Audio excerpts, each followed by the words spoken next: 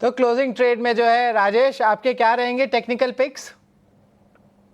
तो देखिए, पहला स्टॉक जो पसंद आ रहा है वो है टेलीकॉम स्पेस से, और उसमें Bharti Airtel large cap stock के साथ जाना चाहेंगे। स्टॉक में ऑलरेडी एक ब्रेकआउट डेली चार्ट पे आते हुए दिखा है, और पिछले 3 दिनों से अगर हम देखें तो वो ब्रेकआउट लेवल के ऊपर ही सस्टेन होते हुए दिख रहा है।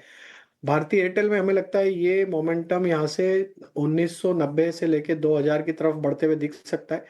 डाउन साइड में स्टॉप लॉस रखना होगा करीब 1925 के आसपास। दूसरा स्टॉक जो पसंद आ रहा है वो है पीएसयू बैंकिंग बास्केट से, और उसमें हमें लगता है कैनरा बैंक यहाँ पे बाय किया जा सकता है। कैनरा बैंक का जो स्ट्रक्चर है वीकली चार्ट पे देखें तो एक फॉलिंग ट्रेंड लाइन का ब्रेकआउट यहाँ पे आते हुए दिखा है, और जिस तरीके के स्ट्रक्चर बने कैनरा बैंक के, हमें लगता है ये मोमेंटम यहाँ से 125 से 126 की तरफ बढ़ते हुए दिख सकता है। तो कैनरा बैंक पे बाय करने की सलाह है। डाउन साइड में स्टॉप लॉस रखेंगे करीब 114 रुपए के आसपास। बिल्कुल। तो Canara bank PSU banking space अच्छा कर भी रहा है, और भारती एयरटेल यहाँ पे देखें तो अच्छी जो है खरीदारी की राय आ रही है।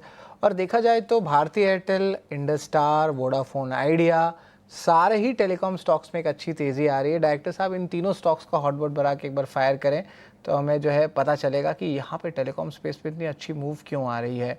और अब मैं एक चीज़ बता देता हूँ कि टेलीकॉम वो एज एन इंडस्ट्री हायर आरपूस की तरफ जा रहे हैं, और जो छोटे मझोले आप जो डेटा पैक्स है वो अब मूव कर रहा है, वैल्यू से तरफ जा रहा है, वॉल्यूम अब नहीं है उतना फोकस। वोडाफोन आइडिया भी देखें, stock almost as high as 9% गया था, अभी भी 7% ऊपर है।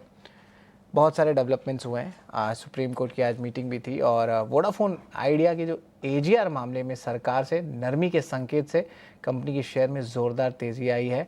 और यहाँ पे देखें तो डिटेल्स थोड़े से निवेदना प्रभु हमें बताने वाले हैं। निवेदना, बताएं कि वोडाफोन आइडिया में क्या डेवलपमेंट्स आज हुए हैं और फ्यूचर के लिए क्या आगे देखना चाहिए।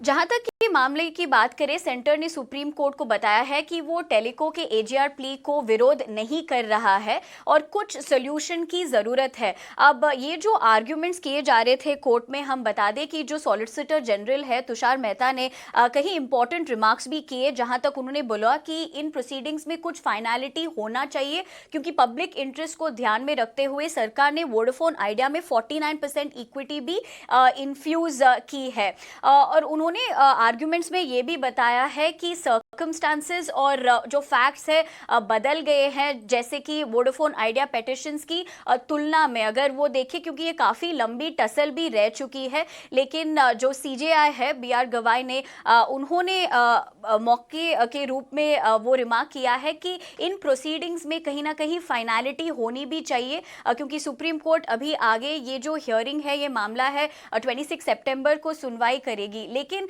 ये पूरे मामले की अगर बात करें, वोडाफोन आइडिया ने सुप्रीम कोर्ट में प्ली दायर की थी, जिसमें डॉट की एडिशनल ₹9,450 करोड़ एजीआर डिमांड को क्वॉश करने की मांग की गई थी। कंपनी ने ये भी कहना था कि फ्रेश ड्यूज कोर्ट के लिए earlier rulings on AGR liability से बाहर है, और